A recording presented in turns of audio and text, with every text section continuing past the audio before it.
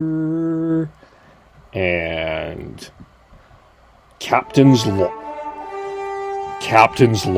Stardate 032920.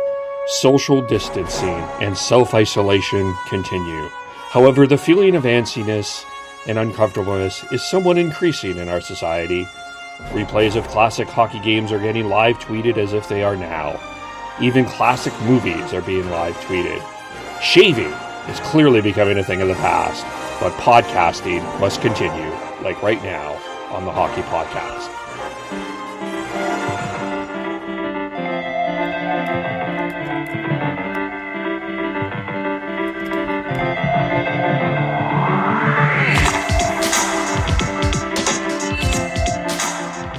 Well, hello to everybody listening on Spreaker.com and on YouTube and also on Facebook to the Hockey Podcast.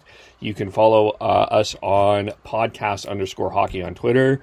Like us on Facebook, the Hockey Podcast. You're watching on my feed, Kevin Olenik's Facebook feed, but I have tagged everyone on there, so you should be able to see that. And also, as I said, YouTube, and you can subscribe on all podcast formats, Google, Apple, Spotify, etc.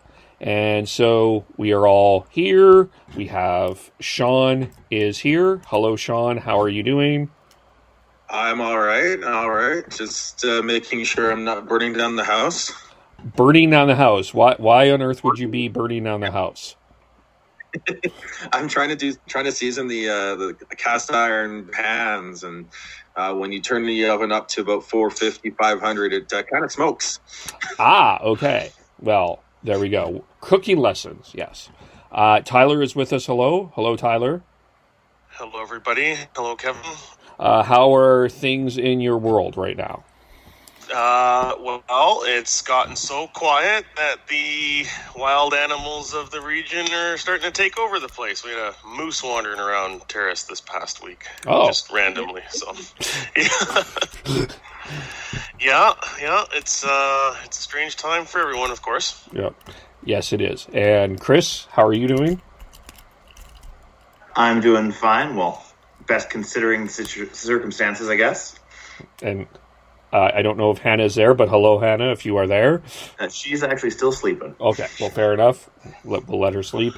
And Devin is with us as well. Hello, Devin. Hey, guys. How's it going? Good.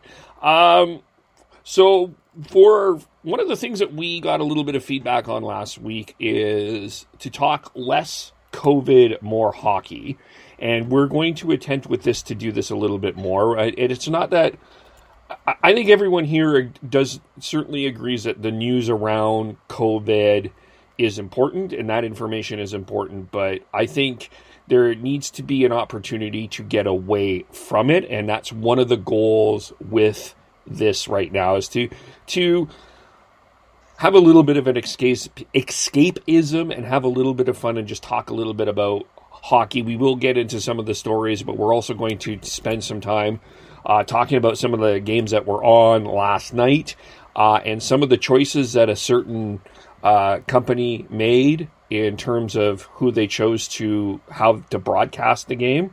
So we'll talk a little bit about that as well. But we will start with some news, and I do want to start with Chris ran away and there's a cat at Chris's thing. Hello, Bowie. I do want to talk a little bit. I want to start with the comments. The Pacific Division captains had a player availability this week. It was Connor McDavid, Oliver Ekman-Larsson, Mark Giordano, Bo Horvat, and a few others. But the big thing that came out of that was what Connor McDavid said, that he does not think it would be a easy jump to go in from going off season, which we're basically kind of in an off point, to jumping right into an intense playoff format. He felt like there should be some type of regular season to conclude before we get into some sort of playoff thing. So I wanted to start kind of what your thoughts were there. Did you see what Connor McDavid said? Could you see his point, or is he being a little offside? By the way, if you're on Facebook Live, if you have any questions or comments, feel free to add them, and we will get through them on the show as well. And if I see a YouTube comment as we're doing this, I'll try to get to that as well. But I'll start with who I'm seeing first. Chris, what did you think? And then everyone else can kind of chime in. Like, I don't exactly disagree with Connor's take on that, but it definitely seems like it would be quite the jump to go straight into playoffs. And what he was alluding to is if Calgary and Edmonton end up playing each other in the first round, which is by no means a guarantee at this point. Well, percentage-wise, it would actually be Vancouver and Edmonton in the first round, and Calgary would be the wild card team. So they would be playing St. Louis, Las Vegas or St. Louis, one of the two at this point in time. Probably Vegas. But what else is what? Anyone else have with everything that's gone on, there really isn't a good solution at this point. No matter what you have, there's going to be some major downsides. If you go straight into playoffs, you're going to have a crazy ramp up right away, and there could be some injuries that could happen because of it. And then you're also, if you have, like, there's a time crunch, right?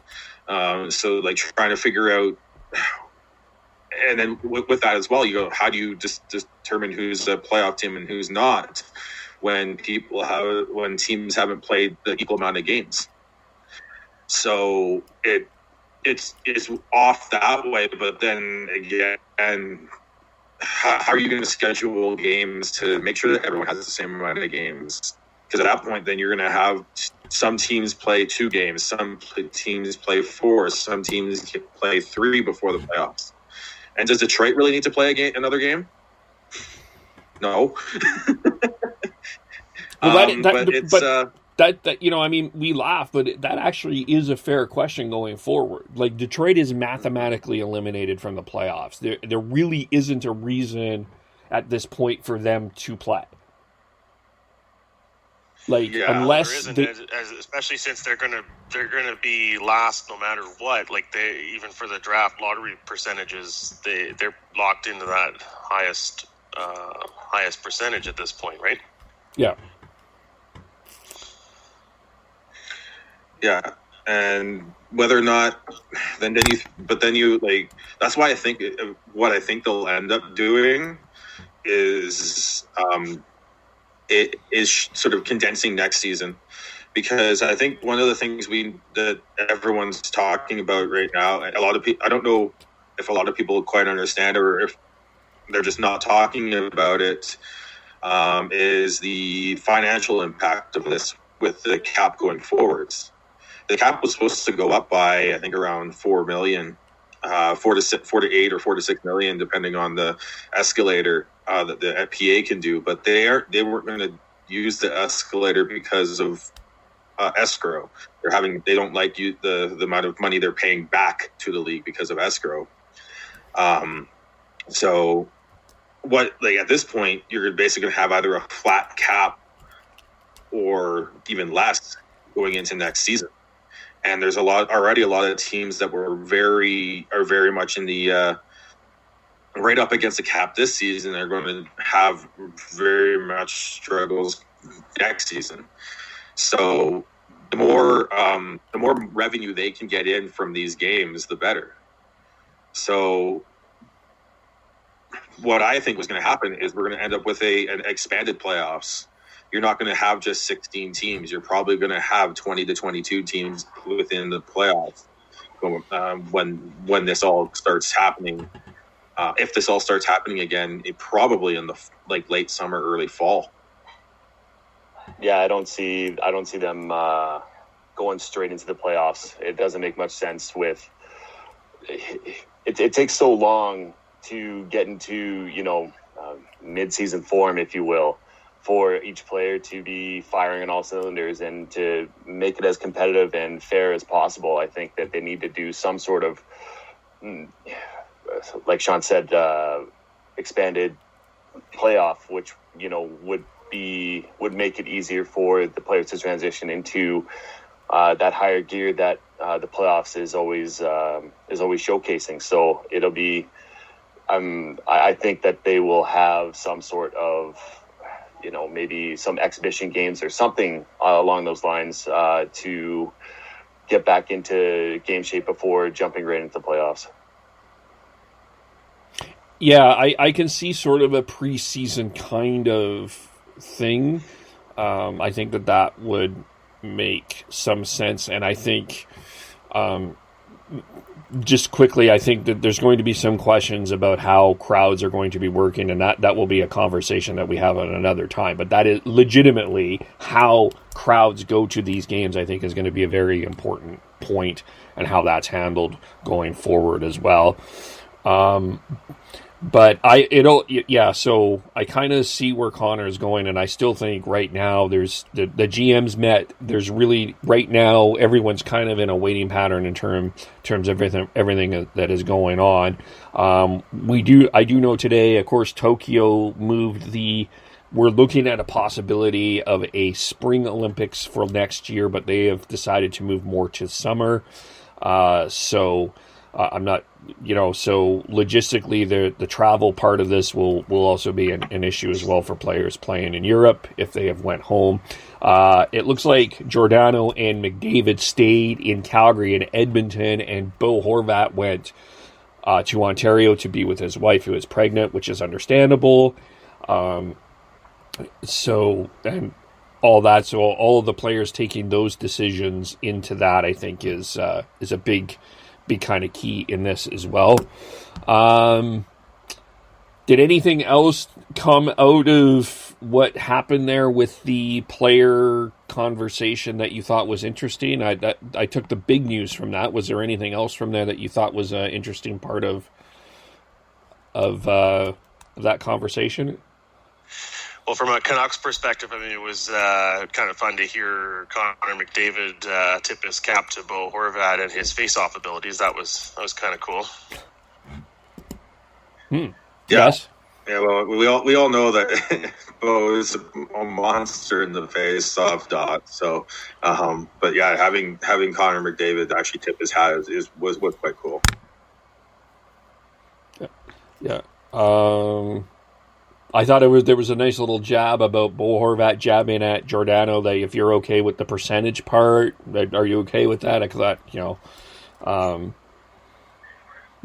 and I also think I just in terms of Connor McDavid, the one thing I think that I kind of appreciated is I think this year has been a better year for him in terms of not feeling this stress of being the Oilers captain in a quagmire. I think he's been allowed to be a little bit more he's been able to show his fun side. I mean, showing the videos on Twitter with him carrying all the dogs, and he just seems to be having more fun this year.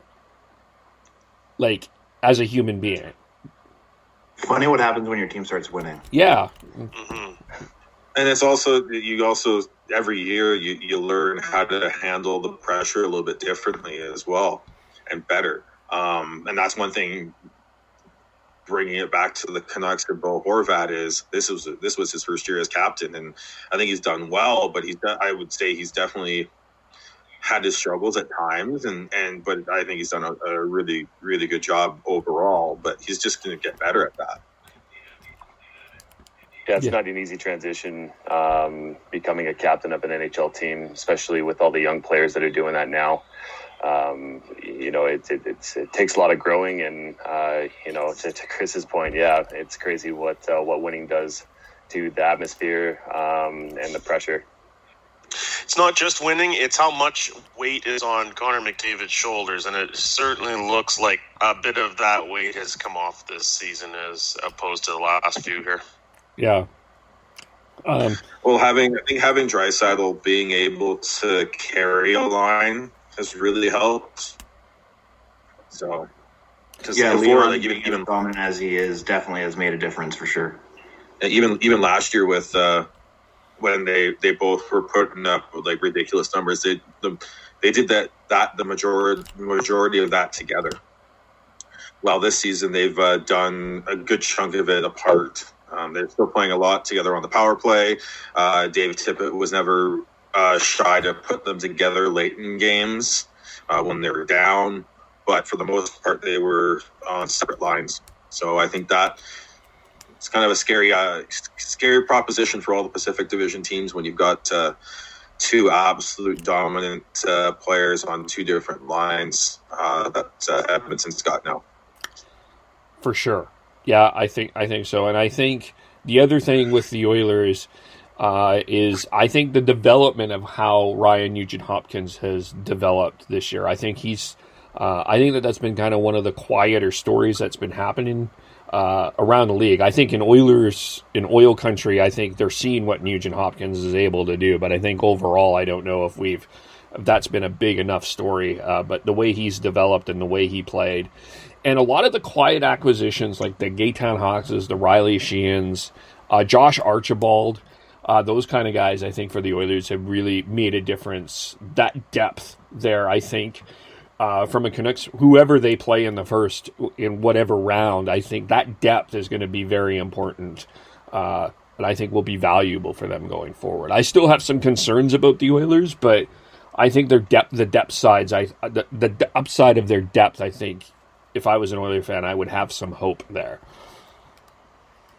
Yeah, in regards to Nugent-Hopkins, he's been like that for a while. In my opinion, I think the past 2-3 years, even going back to their playoff run, I think he's been really good since then. It's just with the success coming again, we're able to see him be as effective as he is now, especially now that they've moved him to the wing every once in a while to play on a line with Draisaitl and Yamamoto for a little bit near the end of the last couple months. So you're just seeing what he has been for the last little bit, in my opinion.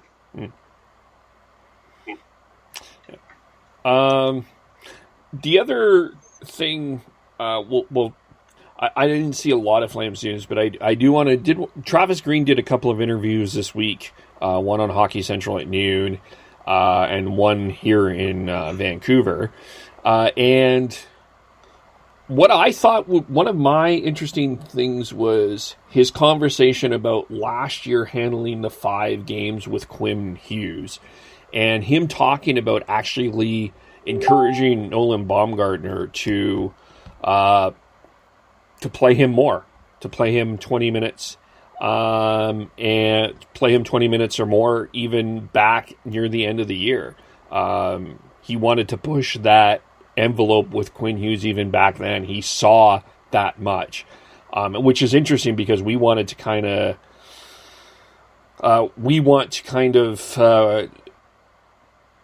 coddle rookies, and Travis Green, I thought it was really interesting that he didn't want to coddle him. He saw that right away. The thing with Travis Green is he is cautious. He doesn't want to put rookies in positions and players into positions that they're not ready for. But it's going to show that you're ready. He's going to throw you in the deep end. He did it with Pettersson. He's done it with Hughes. He's taken the long road with Jake Virtanen, but he's built Virtanen into a player that can handle being a good third line player who can step up and play in your top 6 when needed. That's the one thing I know. Been one of the major our talking points with the Canucks and how Travis Green has handled the young players. But once you show Travis Green that you're ready, he's gonna rely on you just to do it, right? So it's just a lot of these players aren't quite there yet when they come in. Like even Zach McEwen, I think he's taking more of a Jake Virtanen approach on Zach McEwen, which is fine. I think Zach McEwen's going to be better off for that. It'll be interesting to see how he handles Brogan Rafferty going into next season. But the way I've looked at it is once it can take a while for a player to gain the trust of Travis Green, but once he does, he will ride him.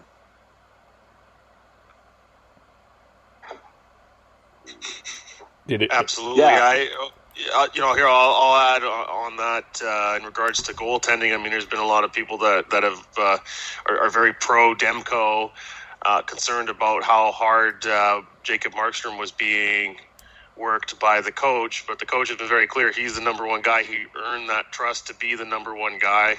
And, it looks like Demko has some more work to do to earn more playing time, even though the organization certainly does have a lot of faith in him.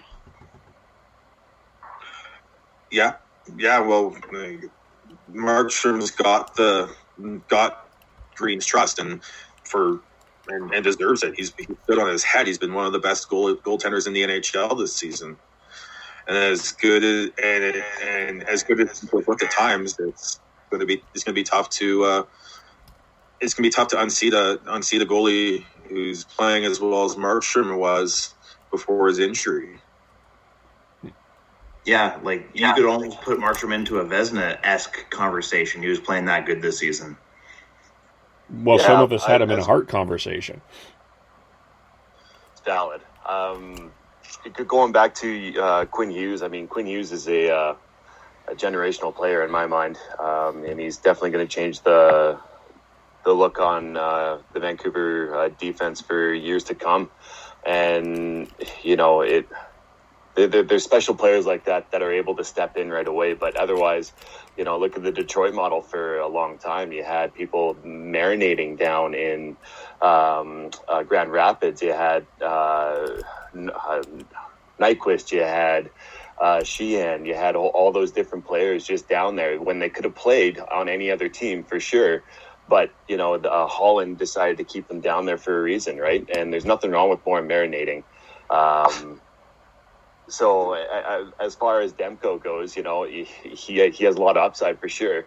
But, I'm kind of taken back what I said at the beginning of the year, saying that Demko could definitely be, a number one or, 1A soon enough. I'm going to take a book out of Tyler's or a page out of Tyler's book and say that, he does need a little bit more marinating and a little bit more seasoning before he can be really trusted upon to take the reins. And, going into next year, it's going to be interesting to see what they do with Demko and, Markstrom in his contract. So it's a wait and see game.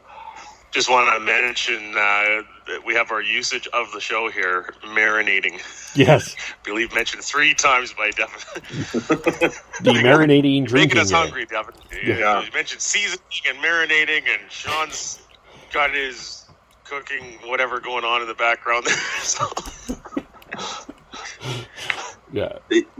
To add on with Devin there, with Demko and Markstrom and all that, I think a lot of the angst and everything that's happened in Canucks fan, and especially on Twitter, has been more in regards to the Seattle expansion draft, because you can only protect one goalie. So you've got Markstrom coming up this year. You've got Demko needing a new contract in another year. And then you also need to figure out how to what you're going to do with the expansion draft. So that's the biggest question right now, and concern in terms of goaltending. You also have Mikey DiPietro coming up in Utica. I still think he needs at least another season down in Utica to marinate, but. I do think that he's on his way. So the other thing is with Demko is the age of when goaltenders really sort of kind of hit their stride professionally and in NHL is older than a lot of the skaters now. Yeah, you've got the oddities of Vasilevsky, Carter Hart, and even going back a little bit to Carey Price, but for the most part, a lot of these goaltenders coming in now have been stewing down in the AHL and developing their game and changing their game. I'll go back to the guy, basically my goalie guru that I always make sure to listen to when he's on the radio is Kevin Woodley. He talked about the jump between professional and from amateur to professional, like whether it's college or junior to professional hockey, is huge. Even going from that to just the AHL is gigantic. So, and then the jump between the AHL to the NHL is also a step you have to take, and that's the step that Demko's taking now. Not very rarely are goalies going to be able to take that in one season. So they brought Demko up halfway through last season, and now they gave him a decent amount of starts this season, especially because with Markstrom going back to Sweden and taking personal leave because of his father, and then with getting a few starts at the end before the stoppage because of Markstrom's injury, he's gotten a lot of starts. He's going to learn from that, but you're not going to know what you have with him until he can go through it and figure it out. I wouldn't be surprised if knowing what I know about Demko from listening to him talk, listening to reporters talk about him, even when TSN 1040 was down covering the Whitecaps training camp down in Southern California, they brought Demko's dad in because he lives they're down in San Diego, and that's where Demko's from. They brought him on. I wouldn't be surprised if he's in daily contact with Ian Clark and going over video and talking about what he can do to change the game to be better throughout this whole process. What do you just out of curiosity? I think it's tough for everyone when I precurse this, but is it tougher for? Is it tougher for the players, or is it tougher for a goalie to get for this length of time to get back into that groove? Goalie for sure. I think it's you with the player you can really just kind of not jump back in easier, but it is easier because like as a goalie, you need shots. You need to be able to visualize and get your angles down and, have those shooters come down on you. But if you don't physically have that, I think it's a big detriment to the goalies. And, I wouldn't be surprised if once everything gets back to normal and we start playing games that goals per game is going to go up because of that. Yeah, I agree. It's a lot more cerebral of a position. You definitely need to have that mental exercise as well as the physical. I was going to say players because of just I feel like the dynamic movements that they make could bring more injury concerns into it. But what Devin said does make it a tough decision. I'm not sure if there is a right decision on this, a right choice on this, because I think goalies do need practice and just getting the movements and the muscle memory back, while hockey players I think can be a little more instinctual for a lot of it.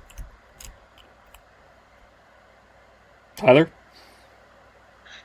No, I agree with all those points. I think in terms of rust factor, it would probably be harder for goalies to shake it without that game action. I think for players, a couple of practices under their belt and then some game action, it probably wouldn't take as long to get up to speed. This kind of ties in with something we were talking about earlier, though. There was some suggestion about exhibition games before playoffs start. I don't see that happening myself. I think if there's going to be any games that occur before a playoff tournament begins, there'll be regular season games to try and balance off the games played column. But as we've talked about both this weekend and in the past, that's complicated to figure out. Yeah. And I think the other interesting question going forward for the Canucks is now that with the unrestricted free agency, I think what I'm hearing Sean say, I almost would look at Markstrom, and I would almost sign him, try to, if you could. I mean, this is, obviously I'm not Jacob Markstrom, but you might want to look at a 1-year re-sign for him. Just in case. Try to get I don't know what a salary, no idea, but I think if you can get him at a 1-year contract, that might be great. With everything going on, I just trying to figure out what all the free agents are going to want to do and try and do this, let alone the teams this upcoming off season, whenever that is. Right. Because I don't think what's the cap going to be? Mm-hmm. We don't know, because we don't know whether or not there's going to be more revenue coming in with the with playoffs potentially, or even a couple more regular season games for each team. We don't know what agreement the NHL and the NHLPA are going to come up with, because they need to figure something out, because the cap was supposed to go up a decent amount this upcoming summer had this stoppage not happened, but I don't think that's realistically going to happen now. Will there be any compliance buyouts that could potentially happen? Because if the cap is flat, where's the money going to come from? Yeah. And I don't see a 1-year contract being a remote possibility, just because how well Markstrom has played this past season. His agent has all that leverage. And what agent is going to allow their player to have a 1-year contract without it being an insanely high price? Which, as Sean just pointed out, is not going to be a realistic thing for the team. Yeah. And what about job security, too? Yeah. Job security is massive for your players. They want to, especially with, the uncertainty of the world right now, how could you not want more term? That's true. Yeah. That's good. I think that's why we're seeing a lot of the NCAA players sign now. We saw Trevor Segras sign, a couple others. They're signing because they want money now, because they don't know what it's going to look like going forwards. Yeah, it's understandable. Yeah. Devin, was there anything going on in Flames? I haven't heard a lot going on in Flames land right now. Are you seeing anything, hearing anything? Nothing really, other than those 2 college signings. Other than that, it's pretty quiet on our end. Okay. Yeah, because I haven't seen anything. But I was just curious. Let's move on here. And we had Canucks Twitter got a little angry last night at Sportsnet. Of course, Sportsnet is NTSN, but both channels are doing this. But Sportsnet are replaying some of the classic games. So, and it's depending on region. So if you were in Sportsnet West, you had an opportunity to watch Game 6 of the 1991 Smythe Division Final between the Calgary Flames and the Edmonton Oilers, and where Theoren Fleury slid down the ice after scoring the overtime goal. And then here in Vancouver, they showed the Roger Nielsen White Towel game in 1981, between the Canucks and the Chicago Blackhawks, that infamous game. They also showed the 2004 Game 7 Western Conference quarterfinal game between the Flames and Canucks. We'll get to that in a moment. But they also showed nationally the 2011 Western Conference quarterfinal Game 7 between the Chicago Blackhawks and the Vancouver Canucks, which is one of the greatest games in Canucks history. Has a great radio call, but that call, for obvious reasons, that call didn't happen. But what was angered Canucks Twitter was how this broadcast was handled. This was not a sports CBC. It was not Jim Houston and Craig Simpson that called it. It was a Versus rebroadcast, and a bunch of stuff was missing. A penalty shot, the monumental Roberto Luongo overtime save before Alex Burrows scored, And I think a lot of Canuck fans were just, the call of that Burrows goal just doesn't sound the same from Versus as it did from CBC or from John Shorthouse. So I'm going to start with the Canuck fans here. How that rebroadcast happened for you, did it bother you? Why or why not? Well, they've done this all the time. Like they're, and I don't know why they're trying to do this now, because what else are they going to show? Right. But like we don't need the intermission commentary. We don't need like a lot of that stuff. But you got to show at least show the game in its entirety. Like I don't understand why you would try and cut it out, especially when you're like they showed the '94 game like condensed, but they showed the Kirk McLean save, and that Luongo save was just as big in the same in like the almost exact same type of circumstances. Yeah, you're in overtime. You have a penalty in overtime, and they just completely ignored that whole thing with a huge save included in there. Mm-hmm. Like it's just, and then you're not using. I don't know if there's any, because it was back in 2011 when CBC was separate from Rogers, and I don't know if they bought that. When Rogers like got the national rights, whether or not they got that recording of it or what, but showing the American just makes no sense. You got Houston's. That's a good day for an exorcism call. Is fantastic.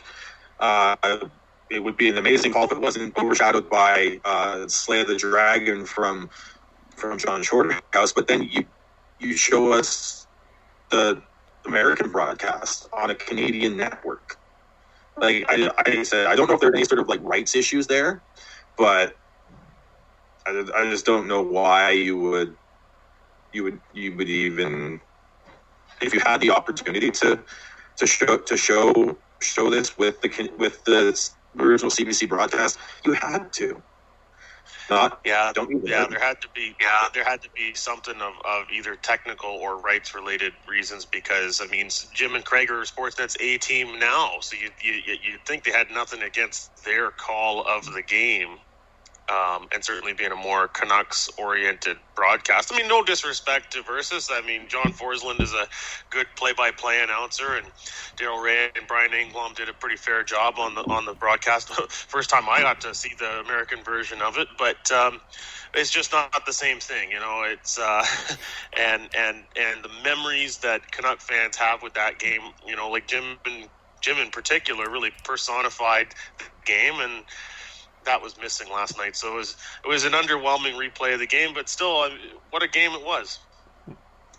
Yeah, no doubts about it. It was disappointing as a Canucks fan to have to deal with the American feed, but I also can see where it was coming from the broadcaster side of things, where they're trying to fill so many hours of content. So if they're just basically trying to do what they can to fill it, and they can't get every small detail right. So, yeah, like Sean was talking about, we don't need the intermission panels and interviews and that sort of stuff, but at least show the game in its entirety, not a condensed version. Well, it wasn't just condensed either. It was a rushed job too. Kevin, you mentioned the Burrows penalty shot wasn't shown. Well, they were showing replays of it, and it looked like we were getting some backhaul there from a commercial break or something that had gone to air, because you could hear the commentators muttering something during a commercial break, and you saw the shovel people out there. That wasn't meant to go to air, clearly. And they showed a bunch of different angles of the Burrows penalty shot in replay, but then when they actually came back from commercial, there was no discussion about it. It was very, I don't know, it was like some intern was assigned to just quickly whip together a replay of that game and get it on the air. It was odd.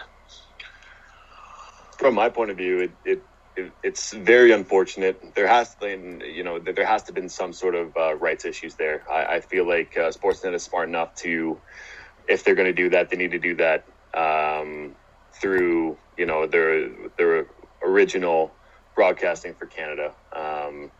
The fact that the entire game wasn't shown, that's Bush League. It is completely Bush League because there is no. Well, what else are you showing? What else are you doing at this time of a lull in sports? It doesn't make sense to me. It's disappointing to hear that because I know we're going to talk about this later, but the 04 Vancouver Calgary Game 7 was in. I thought it was like I didn't see any cuts in time.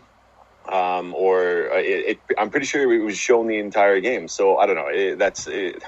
As a hockey fan, it's disappointing, and I can only imagine being a full-on blown Canucks fan how disappointing that would be too. I feel bad for everybody out there who really wanted to see it.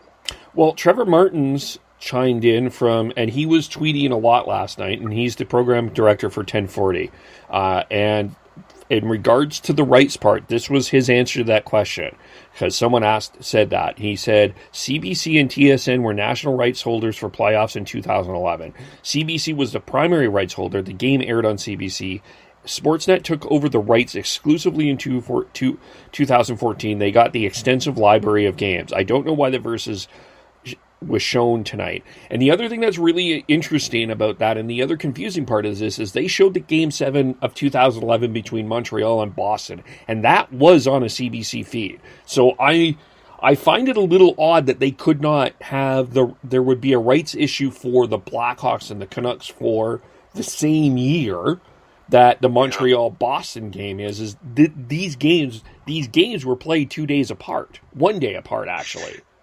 The only thing about that, Kevin, is we'd have to go back and do some digging, but I don't know if there was an American-produced broadcast of that game other than the Nesson Bruins feed. Because I know in the past, not so much now, but in the past, in the first round in particular, even in the second round, Versus was picking up a lot of the CBC and TSN productions when Canadian teams were involved.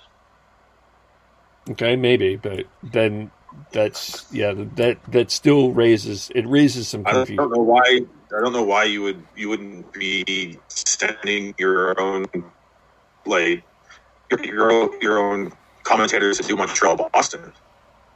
Like Vancouver Chicago was big, but so was Montreal Boston. Those were like two of the biggest rivalries back in that time, because Boston and Montreal had played in the playoffs like 3-4 times in the past like 6 years at that point as well. Yeah. So I don't know. It's just there's lots of questions and lots of I just don't understand why you would why you would throw the American feed on there. It just makes no sense to me. Yeah, and they did that with a Caps Penguins game from 2009. I think it was Game 2 was the game where both Crosby and Ovechkin had hat tricks. I mean, they showed the American feed of that, and that's not a big deal. It was two American teams, but there was a CBC telecast of that game as well. Yeah, so it does raise some questions. But getting to the 2011, watching the game and where it is from 2020 eyes.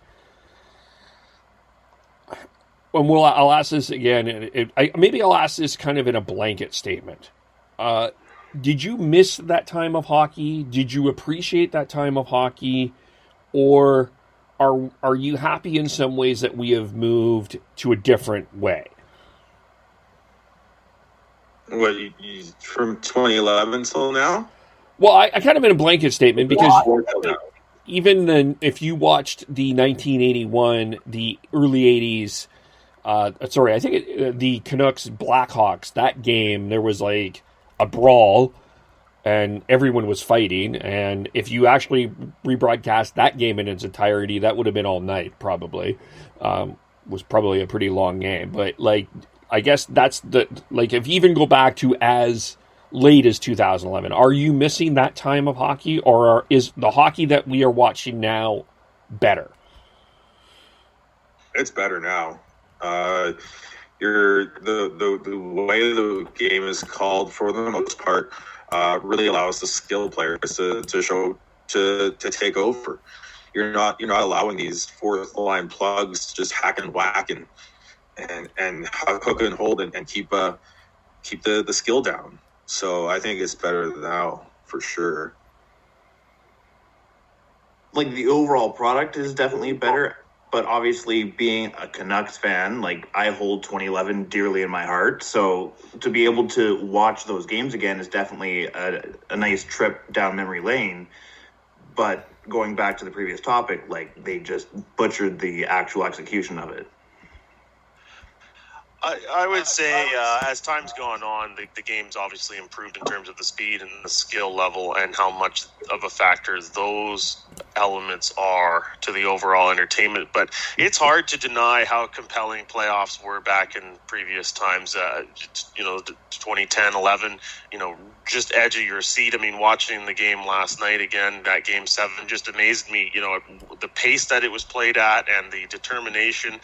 To me, the playoffs over the course of hockey history has been so much about will versus skill. And you go back and look at 1994, for example, when the Canucks and Flames played that Game 7. I mean, there was no puck possession. There was no working it around. There was just get it in, get the puck to the net, will that thing across the goal line somehow. And the manliness on display of that. Like, I think we've lost a little bit of that over time, even though I think it's pretty clear that the NHL's got as good a product now as they've ever had.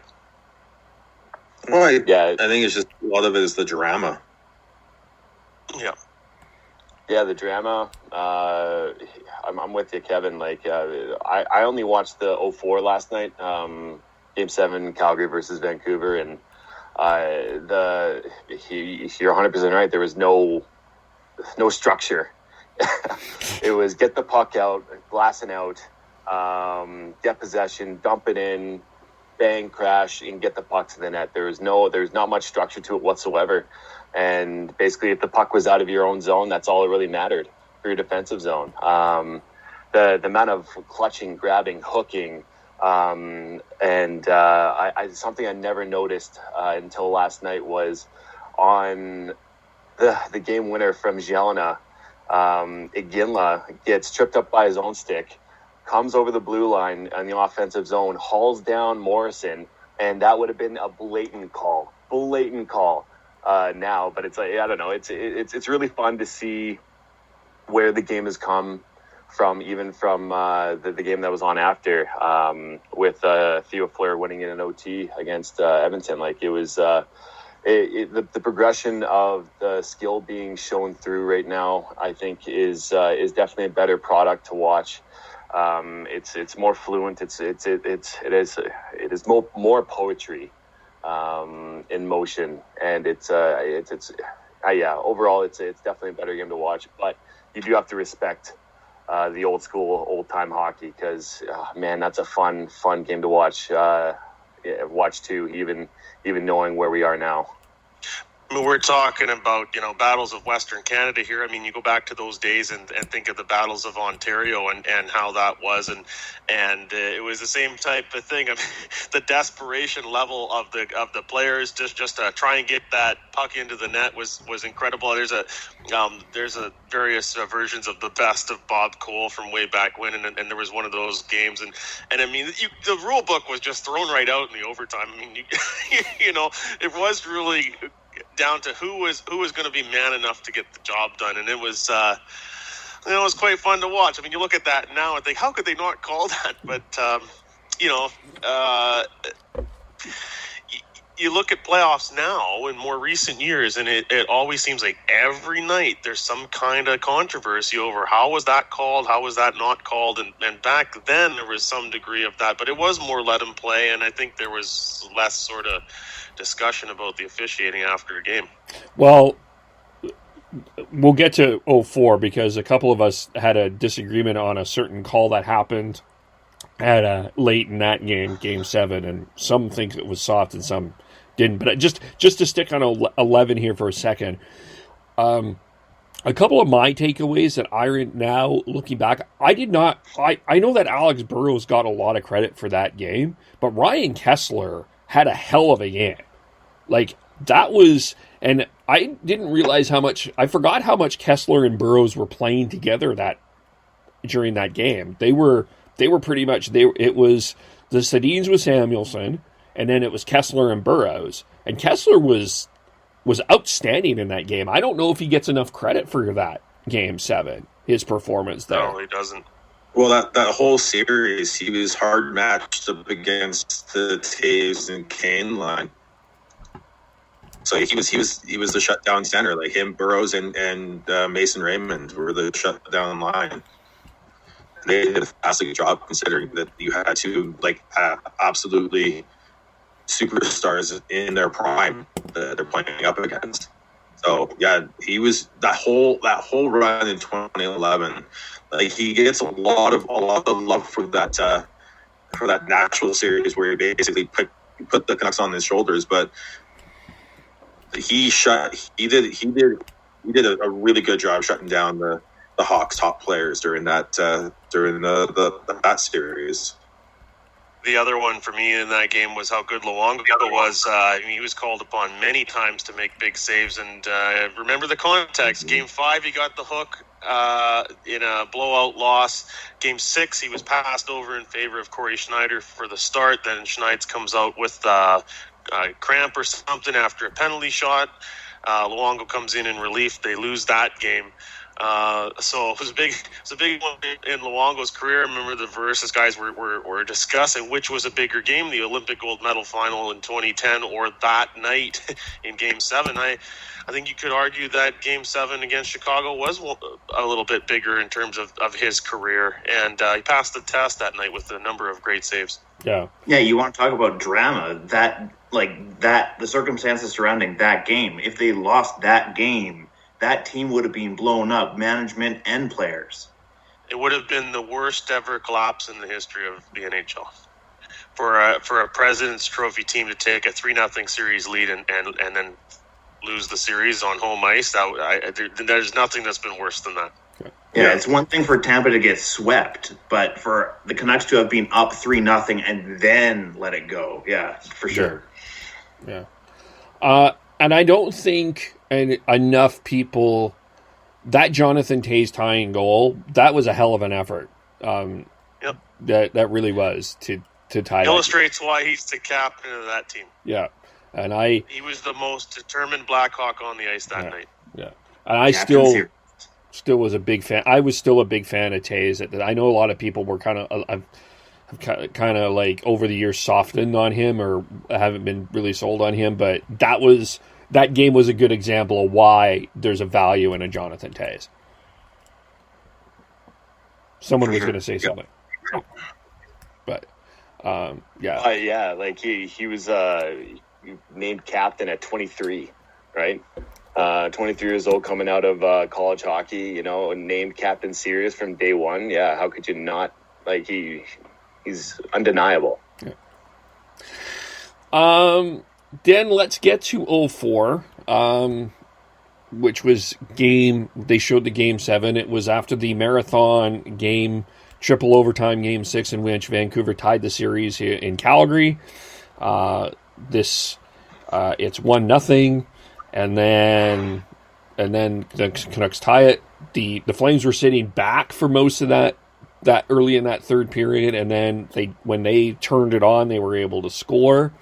And then the last 2 minutes, the last 5 minutes really became insane. There's the Matt Cook penalty for 4 minutes. I don't know. I think that's a pretty obvious call even back in that day. I think I know that Canuck fans were looking at that and saying that that's not what was off.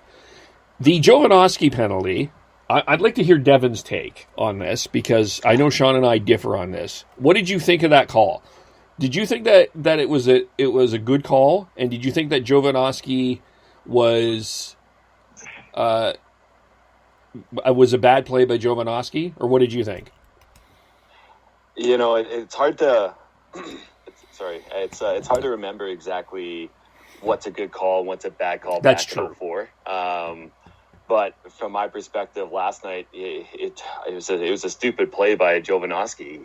I mean, the amount of tripping, slashing, hooking, cross-checking there was back in that time for hockey, it might be totally fine just cross-checking someone in the back there, which I believe it was. But, he did get him high. He did hit him in the neck.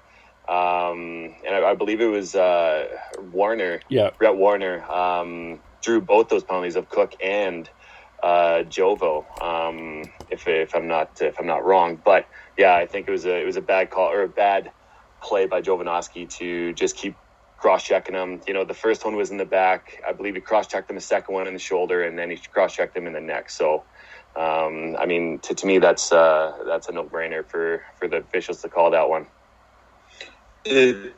For me, it's error. It was error appropriate violence more than anything else. If you look at what was called there back then, what wasn't, that was a standard play that happened every time there was a battle in front of the net. You would have two players just going at it, like trying to make sure that they were the ones that was last standing, and the rest would let 99% of those plays go.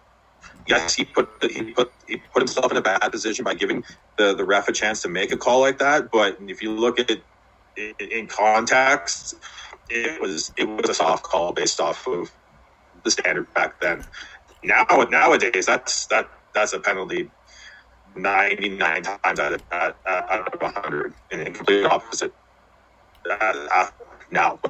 And that's the problem right now when you're rewatching a lot of that, like. They let's go.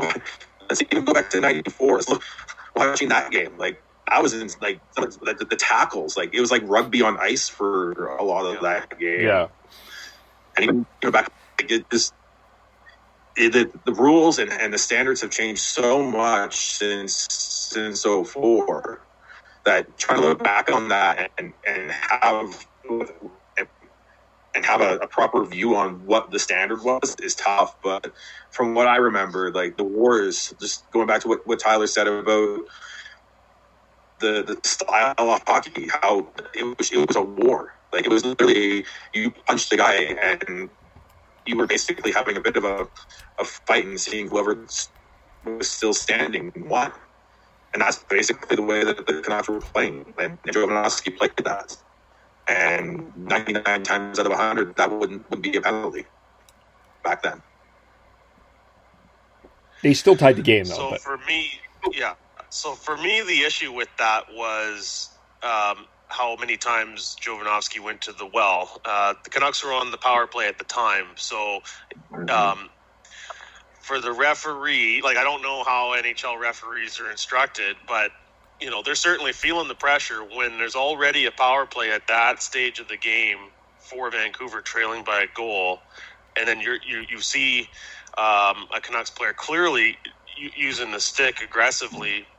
And it wasn't until the cross-check to the back of the head occurred that the arm went up. So, if it was a 5-on-5 situation, the referee, my guess probably would have let that go, given, as Sean said, the standards at the time. I mean, a lot of that kind of stuff was allowed, but he went to the well so many times right in front of the referee when there was already a power play for Vancouver. It was just for me, as putting a Canucks fan hat on, it just seemed unnecessary on the part of Jovanovski, and he did put it in the referee's hands, and it didn't go his way.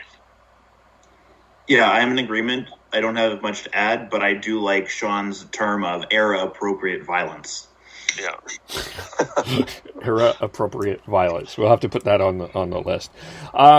In terms of the game, from the Flames' perspective, I just, looking back, that performance by Jarome Iginla, I mean, the whole playoffs, but that game, he was so dominant. So when he was on the ice, the game was tilted the Flames' way pretty much 100% of the time. He just, he was just on another level. And you just look back on that, and that was vintage, to quote a certain wrestling announcer, that was vintage Iginla. That was vintage and at his best Iginla. Just so dominant. Uncontainable by the Canucks defense. I don't know if you guys saw it the same way, but he was something else that game. Oh, he scored the first goal. You knew he was going to come to play, and yep. I mean, and Jerome Iginla's always come to play in big games. Proved that over and over in his career. The fact that he's the only Flame that I actually legitimately love and respect, I think, speaks words in itself. Yeah, that entire playoffs, he was a man on a mission. He was, some would say, possessed to wanting to win that cup, and that's why he was our captain. And that line of Conroy, Jelena, and Iginla, they were undeniable. And the fact that every single goal came from that line says a lot. It displays the will to win that Iginla had, which is hard to fathom watching the Flames on some nights in the recent years, because you had such a great leader, great hockey player, and great person overall leading the hockey team. And not saying Giordano's not that person, but yeah, it's definitely missing within the Flames organization now, and it's nice to be reminded that there was once that will and determination, and not just solely relied on skill that I'm seeing more of nowadays than back then. And the Flames were down to 4 defensemen that game because they lost Warner and I can't remember, they lost someone else too. So they were down to 4, and the significance of that too, going through a triple overtime and then going into overtime. Yeah, was it 5? Because I thought they were down to 4 at one point. Oh, you're talking about Game 76? But like you said, Warner was the one who took the cross check at the end with Ovanovsky. Right, but there was another defenseman that went down. If I remember correctly, no matter what, they gave Mike Commodore power play time. That's how desperate they were on the blue line. Yeah, the Doors were the defense pairing, Commodore and the late Steve Montador. Yeah, that's right. Yeah. Go ahead. But before we move on, I just want, that year is one of the biggest what ifs in Canucks history, in my opinion. Okay, yeah, let's get into this. That was the year of the Bertuzzi. That was the Bertuzzi suspension. Yep, that was the Bertuzzi incident. Had the Canucks, the Canucks went through 3 goalies that series as well, because they lost Cloutier and Hedberg to injuries, and even had, because they had, I think Alex Alt was in net or something like that. Yeah, for that Game 7. Yeah. Yeah. Even forgetting that, could you have imagined a Iginla versus Bertuzzi war in that series? Sorry, which? Theater. Iginla versus Bertuzzi. Both in their prime, in that, and before the lockout and the rule changes and everything, where the clutching and grabbing and just that war would have been just pure entertainment. So I still think the Flames would have won if Bertuzzi was in the lineup. I just think that I felt they had the will to win that series. And I mean, depth-wise, I think one of the guys that I don't think gets enough credit looking back now that I watched last night was Stefan Yell. Was such a huge factor in that series. The way he played.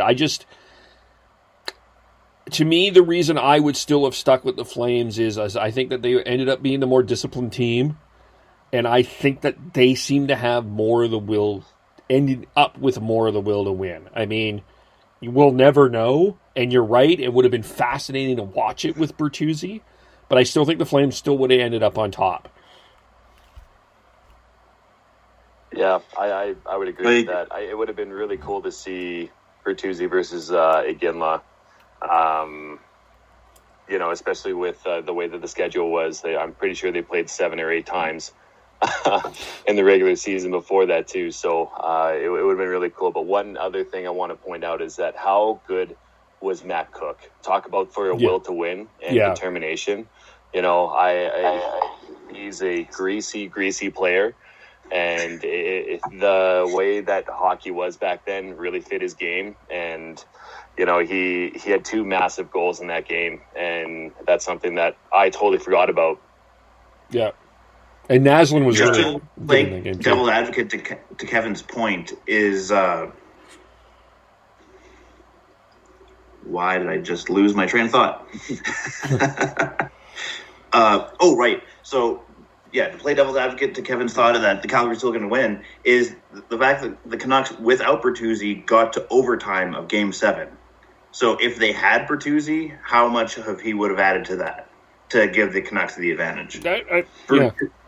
Bertuzzi, if you look at his playoff performances the couple of years beforehand, he literally decimated the St. Blues the year before, or 2 seasons before that, just from his physical play and driving the net and just willingness to throw the body. Like,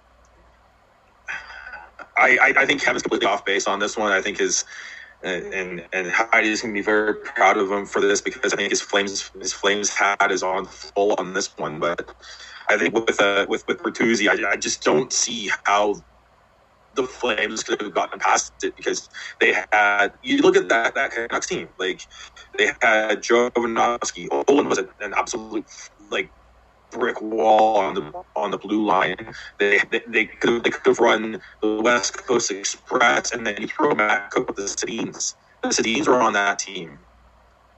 They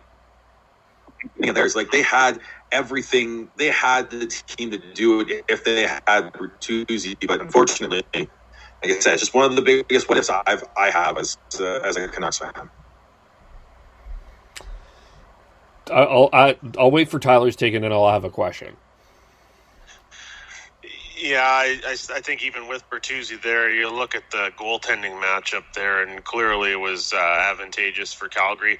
And that's what, because you get to Game 7 in overtime, I think, that one player would make the difference. I'd like to think that, but then again, we saw what the Flames did in the subsequent rounds. They were the lower-seeded team, still got past Detroit in 6 games. They still got past San Jose in 6 games, I believe, and pushed it to 7 with Tampa Bay. So, I don't know. That's, that'll be a debate that rages on forever.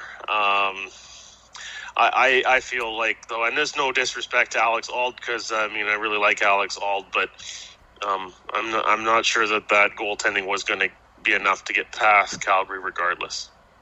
The caveat I will add to my point from earlier, though, is that I think with Bertuzzi, the Canucks could have beaten the Flames in that round. I don't think they would have had the will to get to the Stanley Cup final like the Flames ended up doing, though.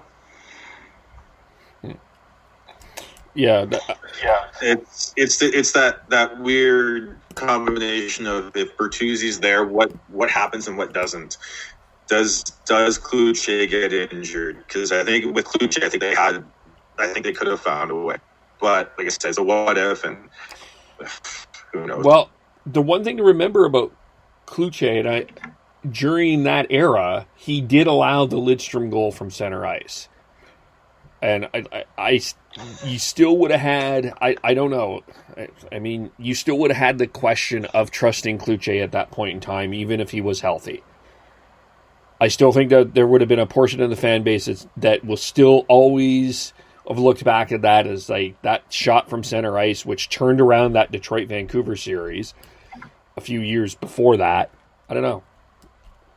Yeah, and people were trying to hang the collapse against Minnesota the year before in the second round on Dan Cloutier as well. And, they lost 3 games. They blew, I think, a 3-1 lead in Game 7. How much of that is the goalie's fault, or how much of it is the rest of the team just not getting it done? Yeah. That was all coaching. That was all coaching. They dictated the play by playing their way, and then they decided to try and trap with Minnesota for some strange reason, and then lost it because of that. That was all coaching, in my opinion. But not to detract or go on a tangent, but that was, like I said, that one of the biggest what ifs. Well, and you also look back on that year too from the Canucks' perspective, and the air was certainly lit out of the sails after that, after what happened with Bertuzzi and Steve Moore. Like, it just, the team didn't have that same fire with them, and it's, you know, it's Swagger, hard. That's that they lost so much swagger. Like, it just, you know, and it was. And it was such a distraction back then. I remember it being such a like it that carried at least that, like, you thought Cassian and Kachuk this year was distracting. Look back at the stories of that Bertuzzi incident, because it took a long time for people to get over that. That was a major story for a really long time. Mm-hmm. Right. Yeah. But yeah, going back to your goaltending thing though, Kevin, like, that was Kiprusoff's first real kick at the can. There was no, like, looking back now, right? He looked great career and all that, but they acquired Kiprusoff halfway through that season, and he was In November. Yep. Despite his couple gaffes, was a solid starting goaltender in the NHL at that point.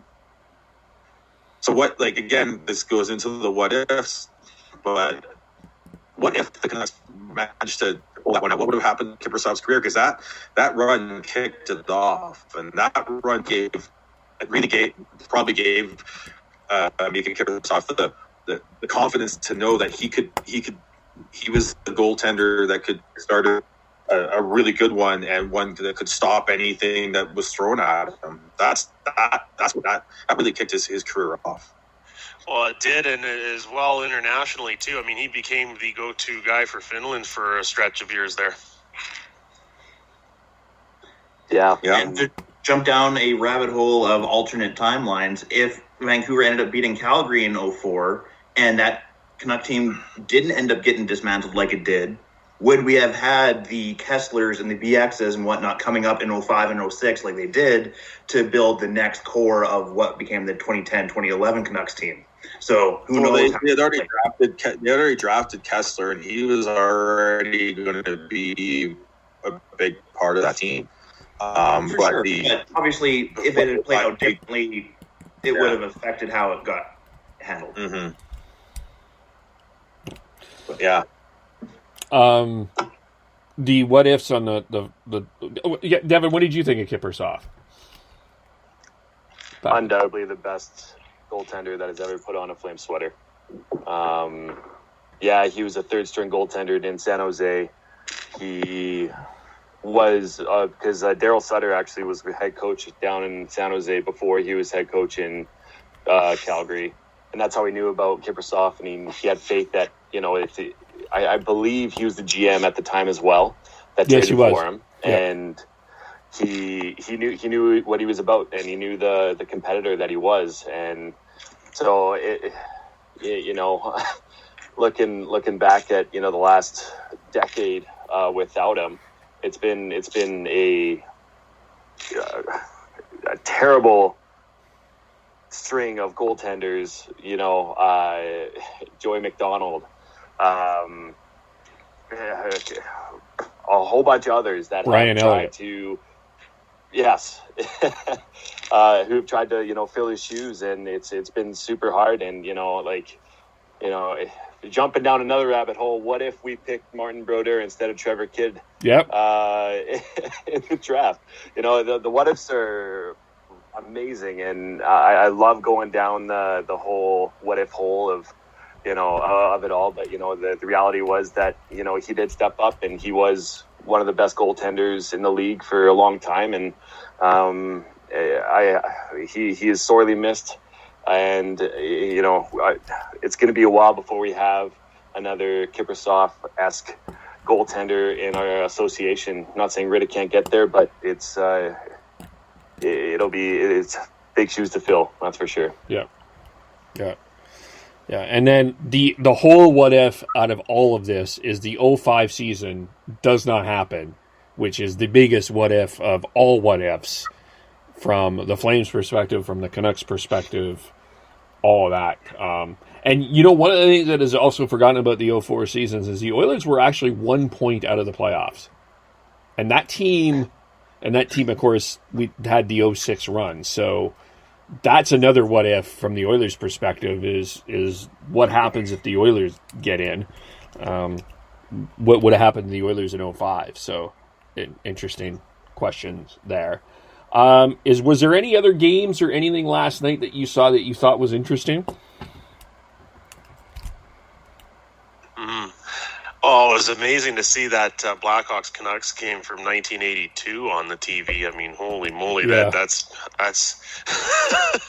that's really going back far into the archives there.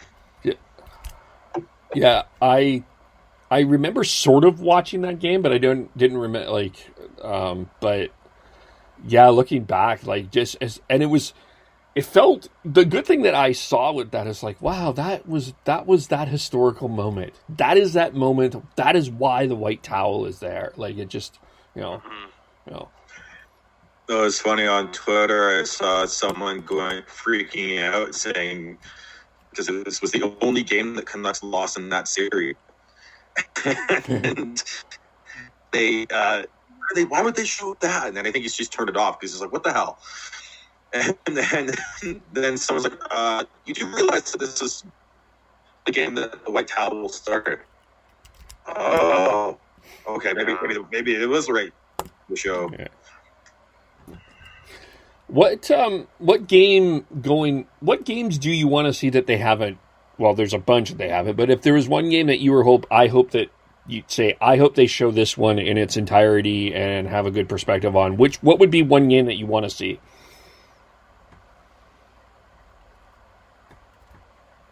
For me, just from this past season, Sorry, Sean? Just from this past season, I want to see them do the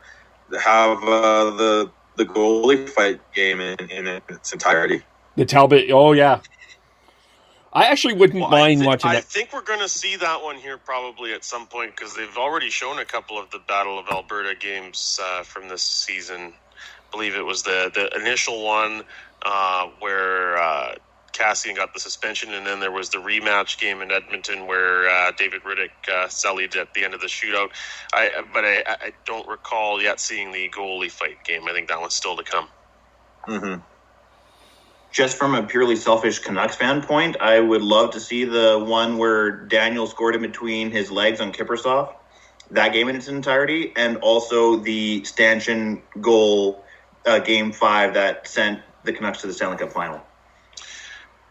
Yeah, I'm with Chris on the second one there. I mean, the first one was kind of a mean-nothing game other than, I think, the Hart Trophy race, but I'd love to see any Game 7 that Canucks played in going back to the mid-90s. It would be fantastic. I know there was a couple in there against St. Louis that would be great to see. As far as more recent times, the Sedin's final home game, that would be another neat one to see. There's a few there for sure. Yeah, for me, from a purely hockey standpoint, I believe it was the rivalry between Detroit and Colorado. Yeah. I think it was 01 playoffs. I would love to see that entire series. I believe it was just a bloodbath. It was, yes. It would be a lot of fun to watch. Was the Lemieux Draper incident? Speaking of goalie fights. Yeah, and Juan Vernon got into a fight. Yeah, Juan Vernon. Juan Vernon 1 year, and then Juan and Osgood as well. Yeah. I don't know about playoffs, but I honestly think that if this continues to go on, what they really need to do is just get people on a phone call like this and get them to replay that 2011 game. Bring on Patrick Sharp. Yeah. Bring on Kevin BX, Ryan Gessler. Get the retired players in and start getting them to talk about it, because that'd be fantastic. I would be so into that. You could even go. Yeah.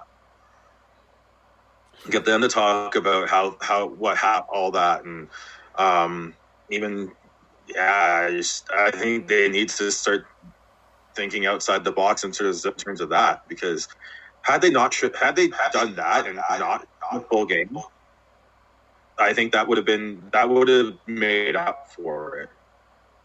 You would have been able to say, okay, they did show all the game, but we were able to get some behind the scenes stuff that we never would have done before. Mm-hmm. Yeah, I agree. Or if they really get desperate for just filling hours, the quadruple overtime game that Henrik got the overtime winner for against Dallas in round 1. Yeah. I was going to actually mention too. There's a I believe it was a Flyers Capitals. I think it was. Maybe Flyers Penguins. It was in 2000, and it was 92 minutes and 1 second of overtime. I believe that is the longest modern era game that was played. That was Keith Primo that got the game winner there. That would be another neat one to see. Just how did it get that far into an overtime before it was decided? I think it was the Flyers Penguins. I think it was Flyers Penguins. Now that you mentioned it, I think that was like Keith Primo scored that goal, if I remember that's right, correctly. Yeah. That's the one I'm thinking of. Going down, not nostalgia lane again. Show Gretzky's last game, show Lemieux's last game. Go down the Legends Road, and for me, seeing Gordie Howe's last game and playing with his sons would be pretty cool in a Whalers jersey. Yeah. One podcast, Evan, I do want to do a retrospective on Gordie Howe, because I do think that is a player that I think in modern times I think history is going to forget him, and I think he's a guy that I think people need to know about. There's an opportunity for education on him because he was such a unique athlete. 100%. I'd love to do that. Yeah. For me, I would love for them to replay some of the Russian games that came back in the 70s and the 80s, like Rendezvous 87, the Canadians versus the Red Army. They're going home? Yeah, they're going home. Bob Cole doing the going home. Even that 89 Cup Series between the Flames and the Canadians, not only Game 6, but there's so much else that happened in that series. The Al McInnes blasting Patrick Waugh in the mask, the controversial call that led to a win in Montreal. That series was a really good series. The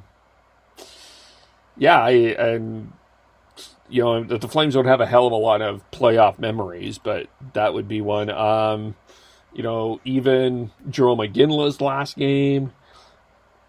Some of the Canuck ones, all the Canuck ones you mentioned, I would like to see too. But there's lots, I guess. What was Jerome McGinley's last game? What's that? What was his last? What jersey was he wearing? He was in Colorado. It was Colorado. His last game was Colorado. His last Flames game was. Was it in Minnesota? Yeah, because then he was scratched that night, or that next game, and then the. I would like to the game that he was traded, even go back to that game, because it's not the game so much that was fascinating. It was where he was supposed to go, because everyone thought he was supposed to end up in Boston and he ended up in Pittsburgh. I just would love to go back to that night and kind of look back and hear from even Aaron Ward or all of the inside. Yeah, you said everybody. I thought it was only Aaron Ward that thought he was going to Boston. Wasn't there other people too? There's other people, but nothing was confirmed because nothing, no papers have been signed yet, right? Because Aaron Ward was reporting it as a done deal. Yeah, and Jerome McGinley, it went to the point of Jerome McGinley saying, no, I do not want to go to Boston. I want to go to Pittsburgh. Right. Yeah. But even going back on that, I just would love to hear even from Jay Feaster what was going on, what Jerome McGinley was going through. Just that day was so interesting. Yeah. Another game I just thought of was the overtime game Canucks versus Ducks when Luongo had his bathroom break. Right. Yeah, that would be good too. Yeah. Yeah. Well, we can even review some of these on these as well, but let's end it here. Where do we follow everyone? I am Beardy Canuck 03 on Twitter. I'm on Twitter at tnoble, TNOBLE. I'm at Schneids on most social media. I'm at GordHow09 on Twitter. And I'm at KVOLE, and there's also Heidi at Hyde Amazeballs. We will be back next week. Next Sundays at noon Pacific, we do these. We'll be on Facebook Live and on Spreaker, and then you can subscribe, review on all podcasts. We will talk to you all soon. Bye for now.